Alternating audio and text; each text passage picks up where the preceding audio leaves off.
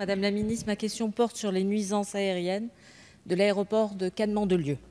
C'est un sujet majeur pour plus de 50 000 personnes qui sont survolées par les avions qui atterrissent. Depuis des années, nous sommes mobilisés avec les associations et les élus locaux pour réclamer une meilleure conciliation entre cette activité et la qualité de vie des riverains. Nous avions obtenu des avancées positives avec un plafond annuel du nombre de jets autorisés, la limitation des avions à 22 tonnes, la classification de la plateforme en catégorie B ou encore l'obligation de formation des pilotes. Mais beaucoup de ces avancées ont été remises en cause, notamment avec la privatisation.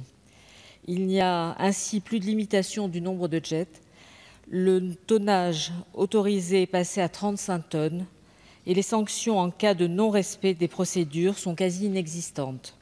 Le résultat est que les nuisances ont explosé, en même temps que la colère des riverains, vous l'entendez et vous le comprenez bien. J'ai régulièrement alerté les services de l'État et le gouvernement sur cette situation. Nous sommes longtemps heurtés à un déni de réalité. Aujourd'hui, nous avons néanmoins le sentiment qu'il y a une prise de conscience. J'ai été reçue au ministère des Transports l'an dernier pour faire le point sur la situation. Dans la continuité du travail de son prédécesseur, la sous-préfète de Grasse vient de nous informer d'un prochain arrêté. Il devrait limiter l'activité de l'aviation légère et sanctionner les vols à trop basse hauteur. De plus, l'étude de la trajectoire nord-ouest, qui est attendue depuis des années, a été annoncée. Ces améliorations vont dans le bon sens, mais elles sont insuffisantes et trop lentes. Il faut aller plus loin. L'arrêté évoqué doit permettre de sanctionner tous les écarts de trajectoire et pas seulement le non-respect des altitudes. Par ailleurs, l'étude de la trajectoire nord-ouest prendra des années. Il faut des solutions plus rapides pour diversifier les atterrissages. Aucune réflexion ne doit être occultée, comme le retour à une limitation du nombre de vols ou encore le développement des atterrissages par la mer qui étaient plus nombreux auparavant.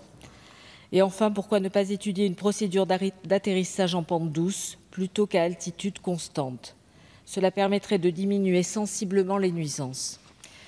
Tout cela est devenu un impératif dans le contexte actuel d'urgence écologique. Nous devons y réfléchir ensemble dans le cadre d'un groupe de travail dédié que nous souhaitons avec les élus et les associations. Je suis certaine que vous accueillerez positivement cette demande pour faire émerger des solutions qui pourraient devenir un modèle pour l'ensemble du territoire.